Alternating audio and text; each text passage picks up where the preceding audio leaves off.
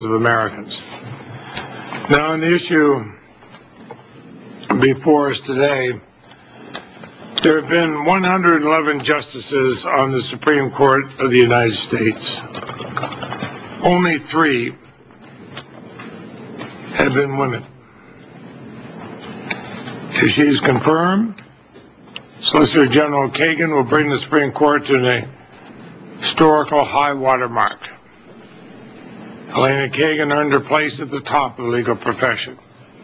Her legal qualifications are unassailable. As a student, she excelled at Princeton, Oxford, and Harvard Law School.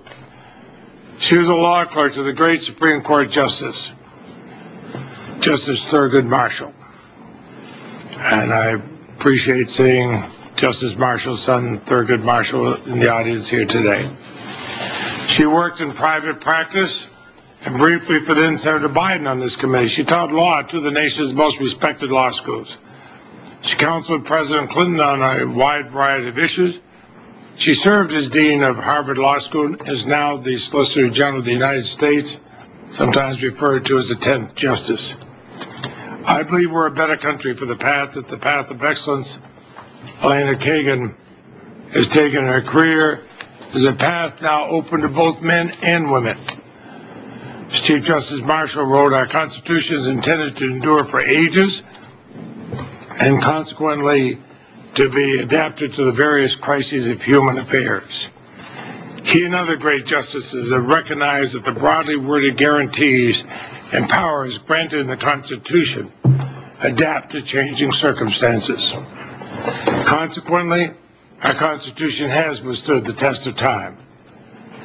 The genius of our founders was to establish a Constitution firm enough to enshrine freedom and the rule of law as guiding principles, yet flexible enough to sustain a young nation that was destined to grow into the greatest, the richest, most powerful nation on earth.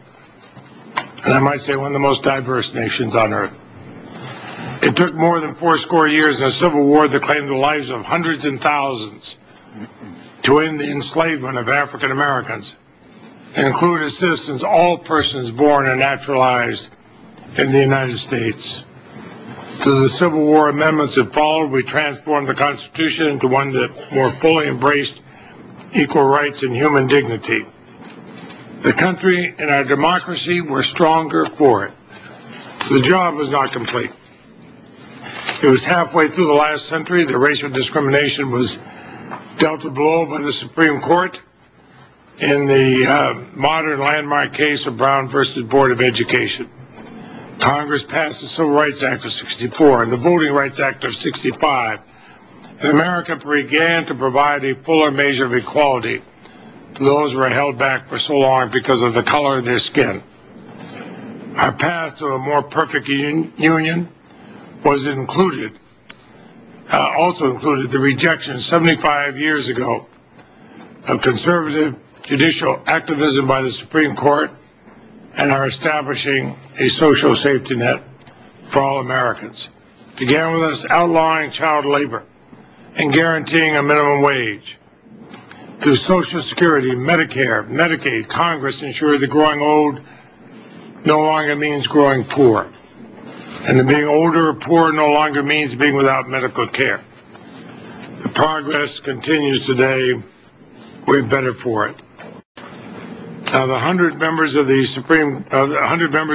Senate stand here in the shoes of more than 300 million Americans as we discharge our constitutional duty with respect to this nomination.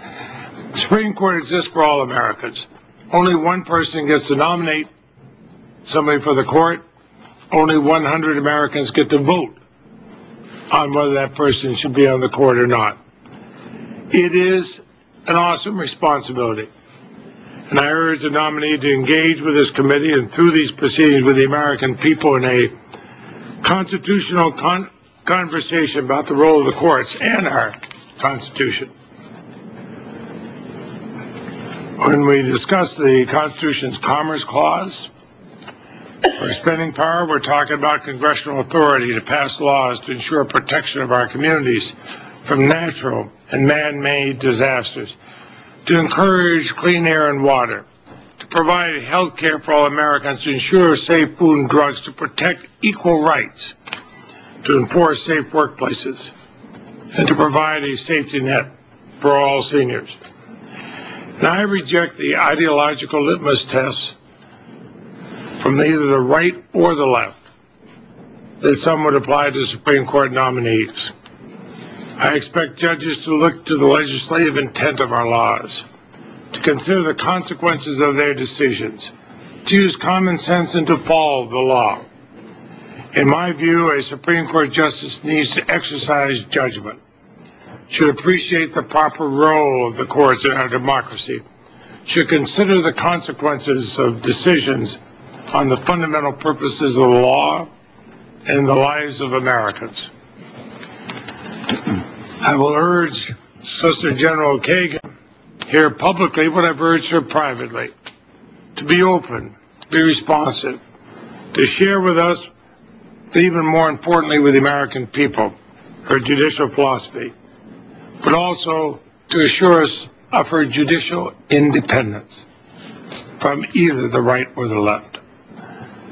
I believe that fair-minded people will find her judicial philosophy well within the legal mainstream. I welcome questions to Solicitor General Kagan about judicial independence, but I'd urge senators on both sides to be fair. There's no basis to question her integrity. No one should presume that this intelligent woman has excelled during every part of her varied and distinguished career, lacks independence.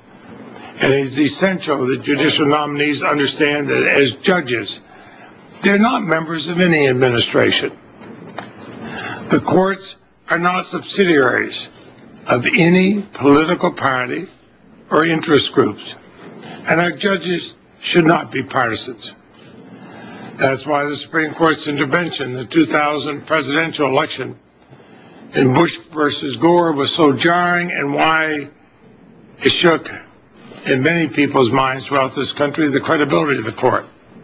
That's why the Supreme Court's recent decision, Citizens United, in which 5 conservative justices rejected the court's own precedent, rejected the bipartisan law enacted by Congress, rejected 100 years of legal development in order to open the door for massive corporate spending on elections, was such a jolt to the system. The American people live in a real world of great challenges. The Supreme Court needs to function in that real world within the constraints of our Constitution. My own state of Vermont, the 14th state in the Union, did not vote to join the Union until the year the Bill of Rights was ratified.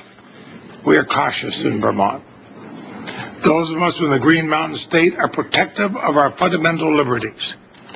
We understand the importance the Constitution and its amendments have had in expanding individual liberties over the last 220 years. And I hope that Elena Kagan will demonstrate through this hearing she'll be the kind of independent justice who will keep faith with these principles and keep faith with the words that are inscribed in Vermont marble over the front doors to the Supreme Court: equal justice under law. I'll put the rest of my statement on the record in Senator Sessions. Thank you, Mr. Chairman. I would like